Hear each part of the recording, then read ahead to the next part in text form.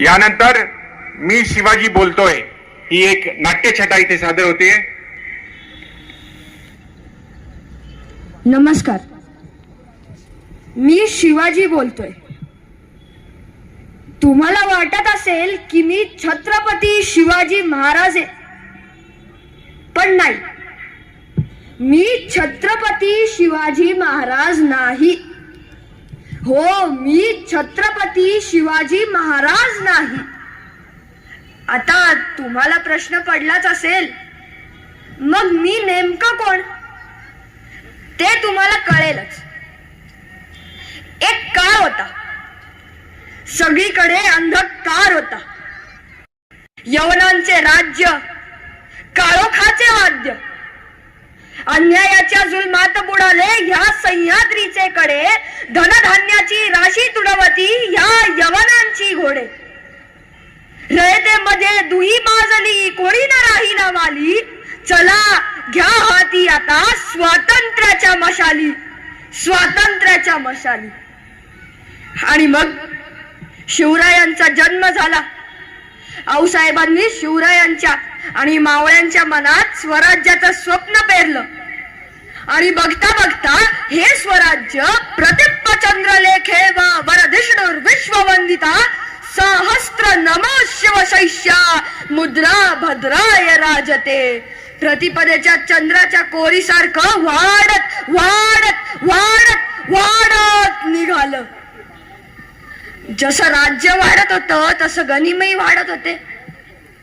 आदिलशाही, मुघलशाही, निजामशाही, आणि एकदा राजे पन्हाळगडावरती असताना सिद्धी जोहर आणि त्याच्या 60,000च्या फौजेने पन्हाळ्याला वेढा घातला। एक नव्हे, दोन नव्हे, तर 6 महिने हा वेढा तसाच बसून होता। चैत्रात पडलेला हा वेढा पावसाळा आला तरी काही उठायचं नाव घेत नव्हता। आणि मग राजांना एक कल्पना सुचली, त्यांनी मला सांगावा धाडला, आणि मग राजा बोलावलं। हो हो शिवा, आम्हीच तुम्हाला बोलवलं। शिवा, या सिद्धीचा वेढा काही लवकर उठेल असं वाटत नाही।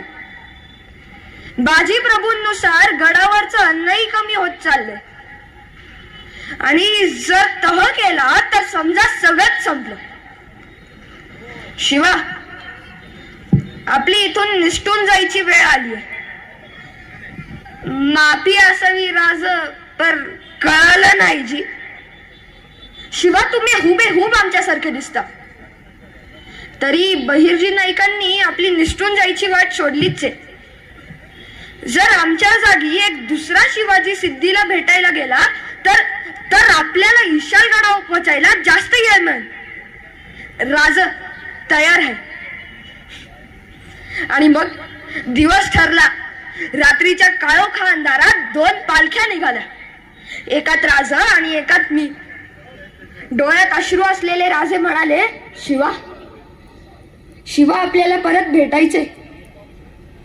आम्ही विशाळगडावर तुमची वाट बघत असतो।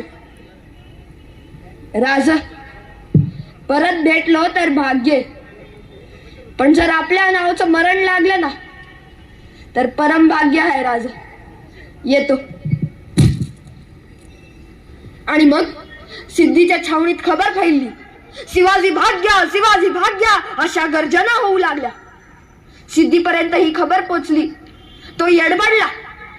त्यांनी आपला जावई सिद्धी मसूद याला आमच्या पाठलागावर पाठवलं। थोड्या वेळानंतर आम्ही आमने सामने आलो। त्यांनी आम्हाला पकडलं, त्याच्या सोबत आम्ही सिद्धीच्या तंबूत गेलो। सिद्धी फारच खुश, त्यांनी आमच्या सोबत चर्चा चालू केल्या। तेवढ्यात अफजल खानाचा मुलगा फाजल खान हा थाडकन तंबूत घुसला।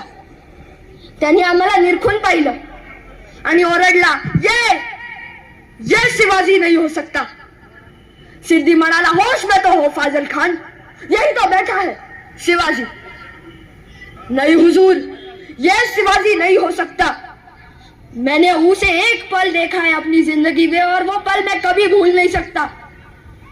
ती वेळ होती जेव्हा छत्रपती शिवाजी महाराजांनी अफजल खानाचा कोठा फाडून काढला होता। सिद्धी जणू येडाच झाला होता। त्याला समजेच ना आपण जिंकलो का हारलो. त्याने आपल्या मेनेतून तलवार काढली, आमच्या गळ्यावर धरली आणि ओरडला, सच बता तू कौन है, शिवा कहाँ है. अरे मीच शिवाजी है, सच बता वरना मारा जाएगा. अरे जन्माला जरी शिवा काशीद म्हणून आलो असलो तरी मरताना शिवाजी महाराज म्हणून मरतोय.